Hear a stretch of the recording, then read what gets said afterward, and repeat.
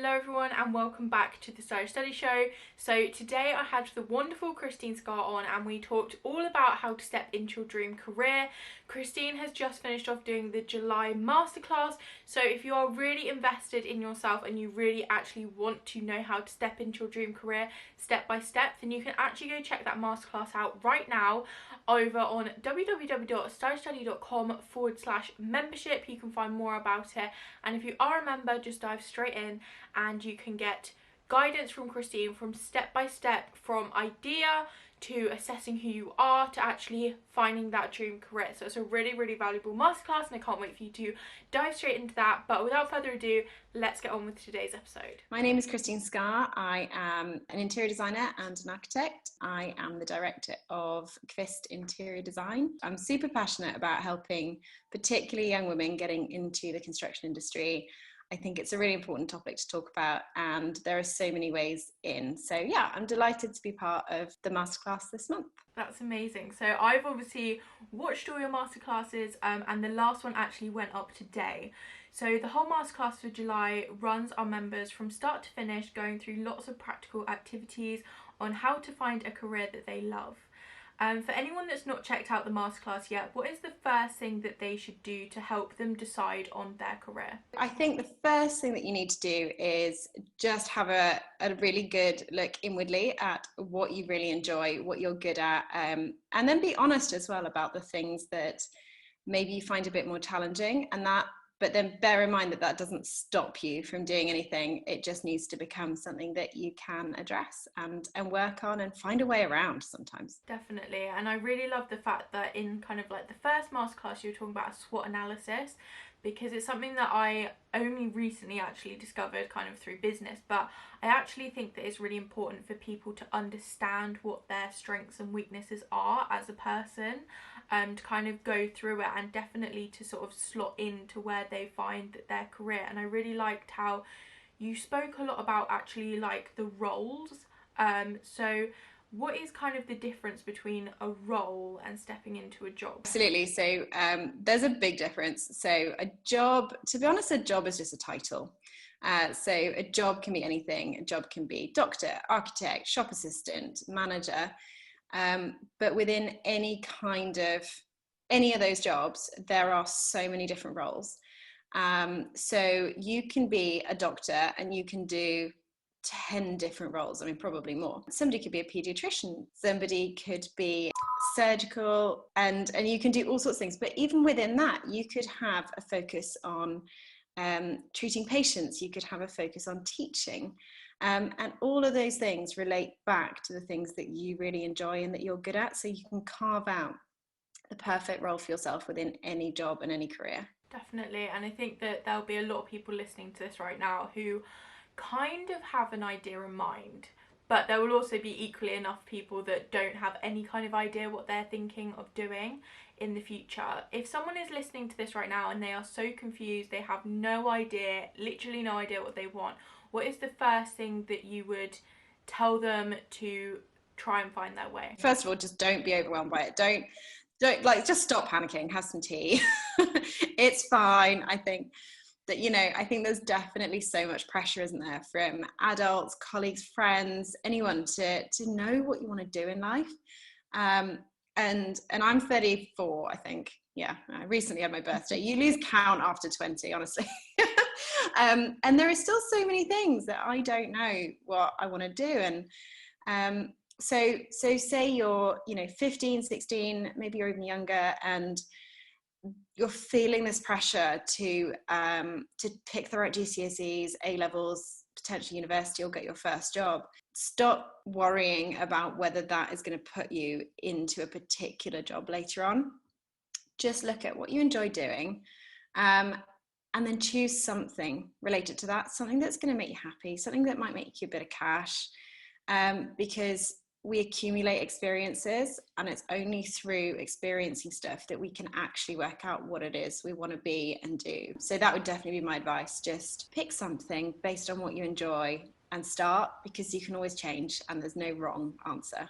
Definitely. And that's kind of always something that I reiterate to people, is when you are picking your subjects, please just pick the stuff that you enjoy, because eventually you will fall into a job, eventually you will fall into a role that will be aligned with what you enjoy, rather than falling into something aligned with what you think that you should do because of either society and your parents, maybe their pressure, or in terms of money. You can nowadays pretty much make money with anything, which I think is so amazing. Now the internet has given us so many different ways that you can actually find a role. So for me as well, I thought I wanted to do certain things when I was at school, and I picked my subjects around that.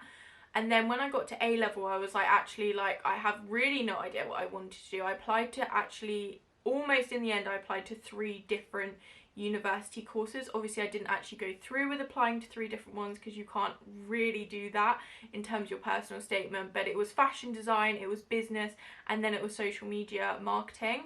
So in terms of that, I was still really clueless as to what I wanted to do. But in the end, I chose the social media marketing, because although the fashion one and the business one is technically more of a, you walk into a job after that. I mean, you still can with social media marketing, but in terms of the other 2, they seemed more jobby. They seemed more secure in a way. And I, in the end, decided that actually, no, I'm just going to do what I wanted to do. And then through COVID and everything like that, I've actually managed to do that without having a degree as well. And I think that sometimes we get so focused on that one job in mind that then we follow that path. We think that we have to get a degree to get into that. And if you want to get a degree, then that is amazing. Like, there is no, like, you go for that, like, totally 100%.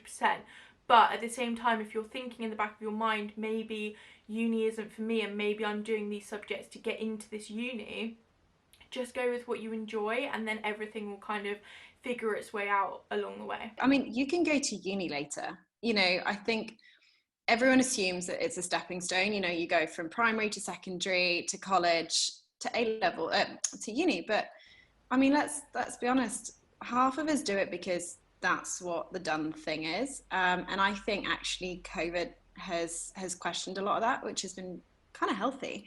I think university, you should be at university because either you really want to be there, or because it's a subject that you really are passionate about and you want to do. And some career paths do require a degree. You know, I think even subjects like architecture are looking into diversifying and going, enabling the apprenticeship route, which I think is great.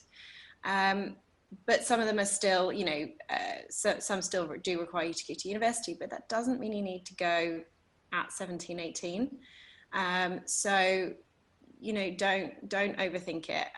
Definitely. I mean, so when I was doing my A levels, I didn't do maths and physics. They were just not subjects that I was particularly strong at, and they were not subjects I really enjoyed. So I, for example, did business studies because I'm really into business. I think it's really interesting, but also there's quite a bit of maths and logical thinking in it. And that was fine for me. It was just when I came to sitting a maths exam, I mean, I might as well be colouring in. I had no idea what I was doing. Whereas actually the same sort of principles applied in business studies were no problem for me. And that was because of the way you think and the environment it was in. But then I got really worried when I came to doing my personal statement, because I wanted to do architecture at uni. And from speaking to some friends, speaking to some parents of friends, I had this preconception that there was no way I was going to get in without those subjects. And I picked up, I think it's the UCAS guide, isn't it? And actually I sort of opened a few of them and it said, you know, maths and physics. And I didn't read any further because that just reconfirmed a preconception that I had, and I ditched it. I still wanted to do something related. I spoke to my careers advisor and she said, well, okay, well, if you can't do that, what about something else like interiors or interior architecture? Which I think I mentioned in the Masterclass is ironically what I've come full circle to do. And so I wrote that application on that basis. But at the time I was feeling a bit down about it, because I was like, but I really wanted to do architecture and I think I'd be a really good architect. And it was the night before the deadline for the UCAS submission. I was talking to my dad, and he said, well, did you actually call any universities and ask? I said, well, no, you know, because I think at that age, that's a really daunting thing to do. And in the morning I called the 3 universities I was really keen on, and the admissions people were lovely. They were so nice. And one of them put me through to the head of department, and they were really relaxed, and they just said, look, if you have a real passion for this subject and you feel like you've got the skills needed to do it, not the subjects but the skills, then we want to hear from you. You know, you'll be evaluated alongside the other candidates, of course, but just put in your submission. So I don't think I've ever written anything so fast, but luckily it was easy because I was really passionate about it. So I rewrote my entire application on the deadline day and submitted it, and I got 2 conditional offers for architecture, and here I am. So yeah, don't be pigeonholed, for sure. And I know in like your masterclass you spoke a lot about battling through these preconceptions to actually, and also thinking about your skills rather than the other external factors that actually might be there. So when you're thinking about a job, looking for the skills that they ask for rather than the kind of technicalities, and just going for it as well, and just not believing in all these preconceptions. Because I think, especially in terms of like subjects and uni application, one person's preconception or one person's experience with something, especially if it's your parents' experience with something, which would have been what, like 30, 40 years ago, is going to be very different to how it is now. And I think that when we sort of surround ourselves with people that have a lot of preconceptions, like that's good. If they're giving you advice and they are really trying to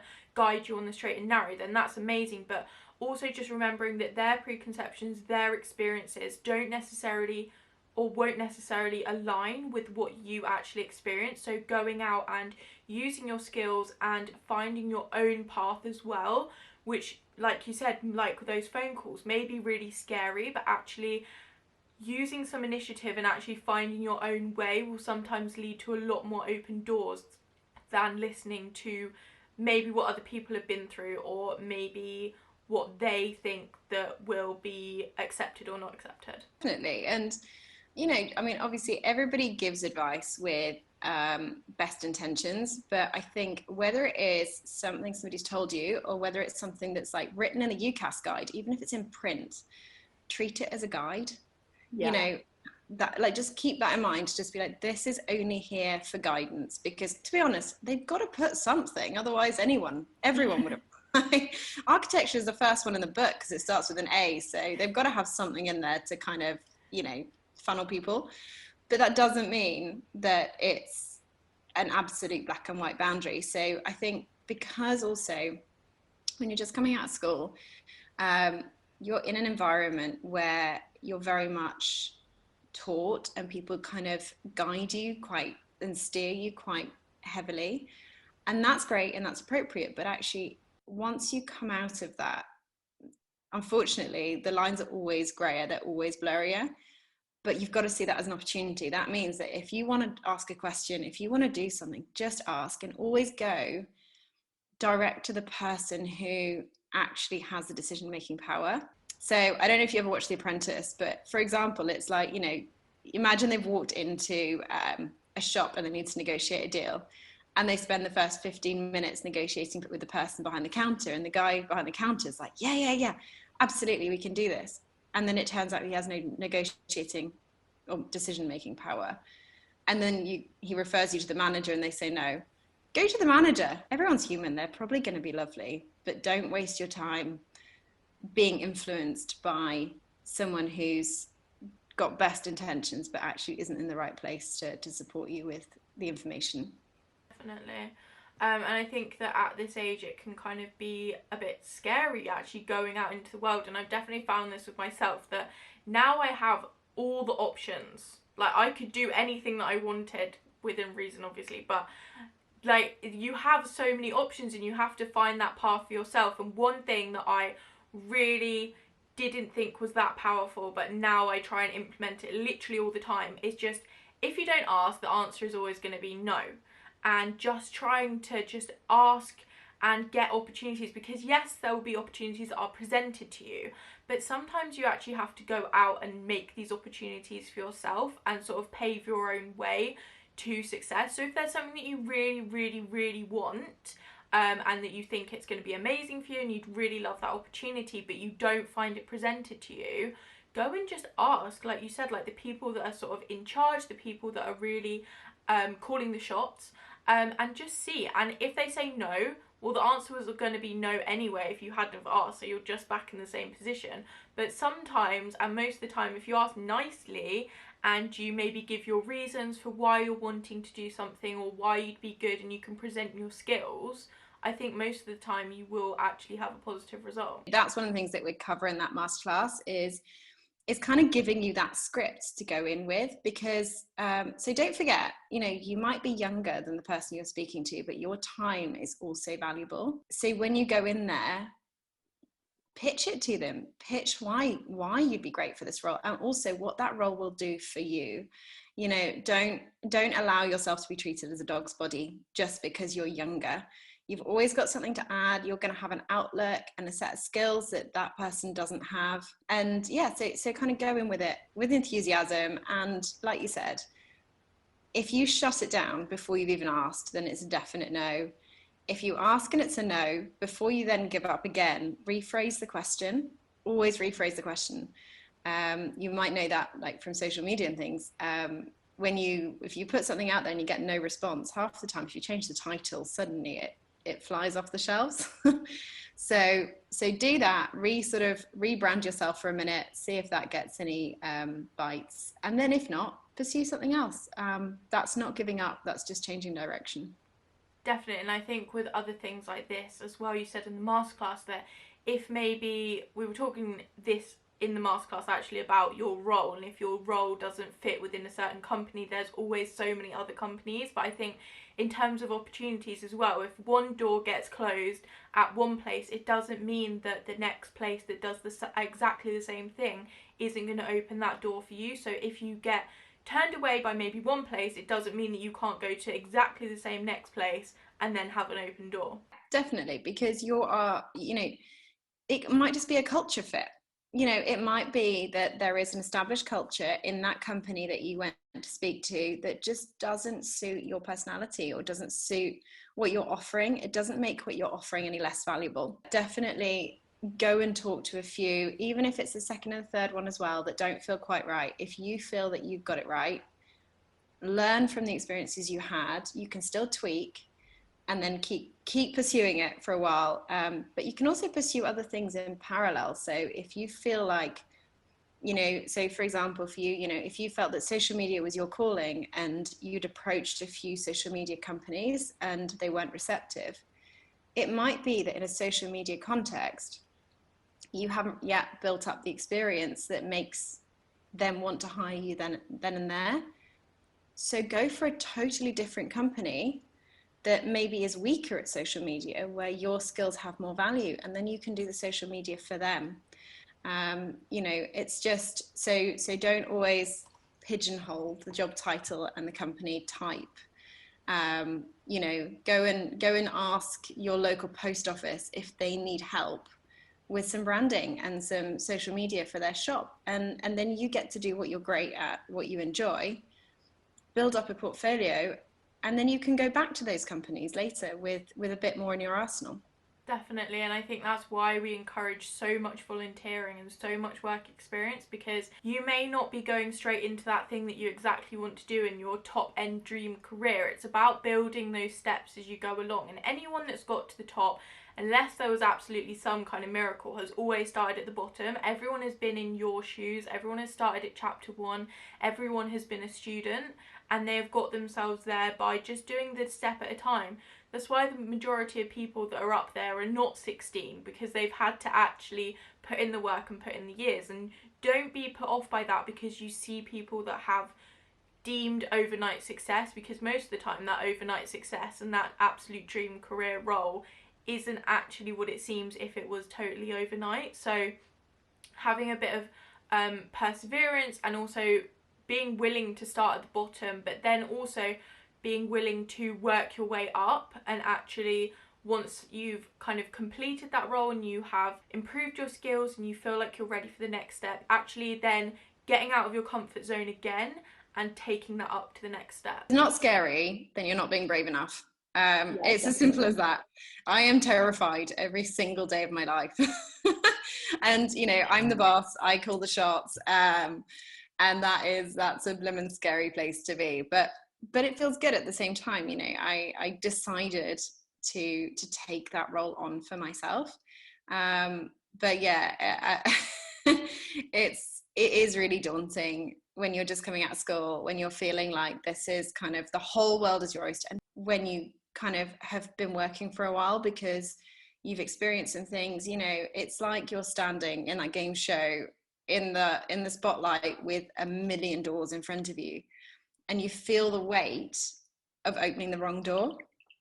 You know, that's what I felt like. And you feel like, okay, well, if I open that one, suddenly the 999 other doors are going to close. Any door you go through opens another door, but quite often they link back to the other routes. And all you need to have that you're focused on is what you enjoy, what skills you want to develop at any given time.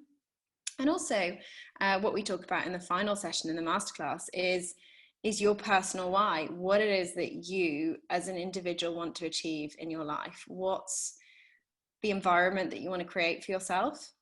And if you can be clear on that, and then that gives you direction, and you can always tweak it, you can always change your route.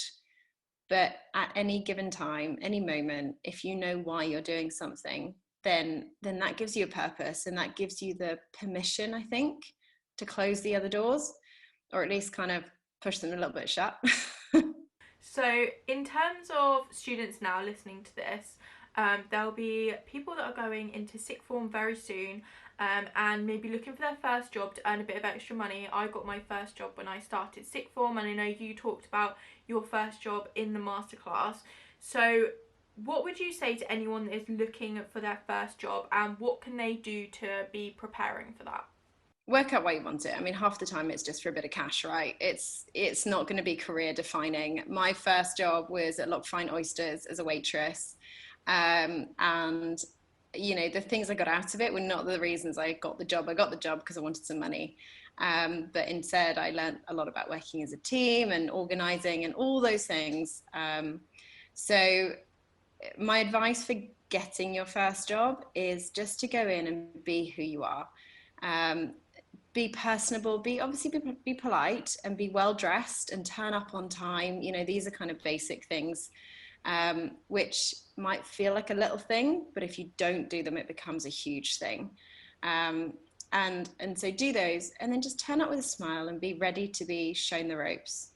It's okay to go in there and not know how to serve a burger. They'll show you. On to that, in week 3's masterclass, it was all about actually how to find your job, and you spoke a lot about actually being in the door. And if someone was in the door and they were prepared and they had the skills and they knew what role you were looking for, you'd be tempted to offer them a job even if there wasn't a job going, as an employer. So how can our students actually implement this, and why does being in the door, showing up, actually being there and using that initiative really make all the difference?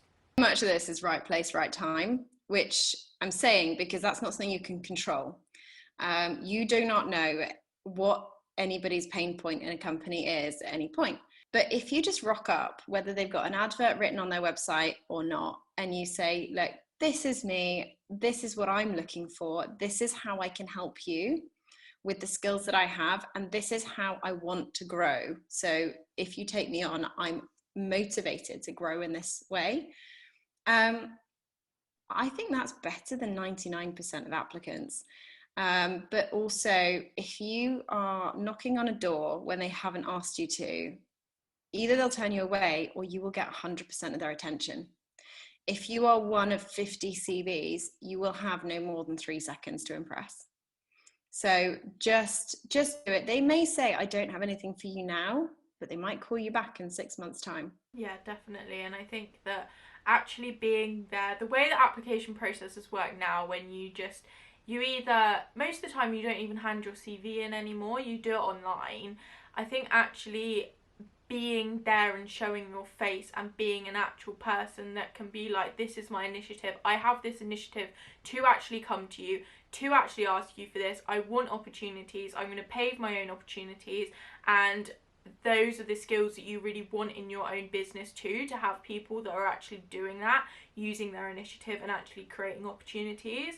I think it just reflects really well on you as a person. And like we said earlier, if one door doesn't open, there will be plenty of other places that you can try that one of them will. Employers get FOMO as much as everybody else.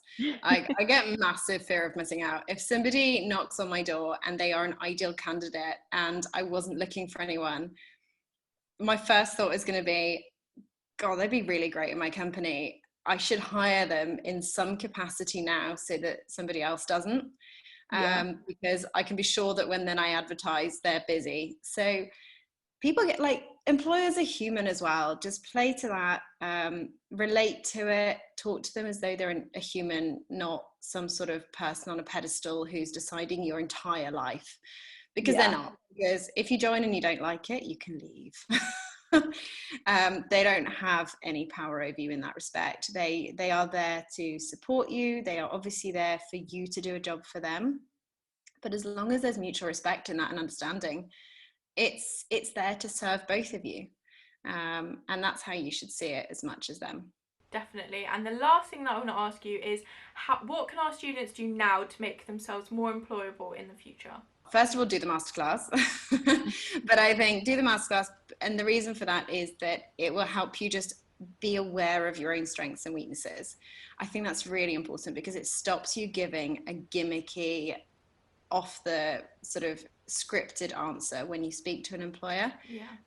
Authenticity is the most important thing. So be authentic. But the thing you can do right now is just go out and talk to somebody in any career about their role. Ask them what the nitty-gritty of their job actually is, because I think it'll open your eyes to the fact that they're not just a receptionist or a salesperson. They are somebody who starts their day by making tea for everyone. Then they make this number of phone calls, which involves, setting up an appointment. You get to understand actually what they do. And so when you then do have that first interview, that gives you something to talk about. You can talk about the activities, your skills, and the role that you'd like to fill, rather than just, I want to be a racing car driver. And somebody looks at you like, okay. Definitely. Thank you so much for talking to us today, and thank you so much for your amazing masterclass, which is Step Into Your Dream Career. You can find that over at stylishstudy.com/membership, and in the hub as well if you are a member. But thank you so much for talking to us today, and I cannot wait for everyone to go check out your masterclass. Absolute pleasure. Thank you so much for having me, and good luck, everybody. You'll be absolutely fine. Just go for it.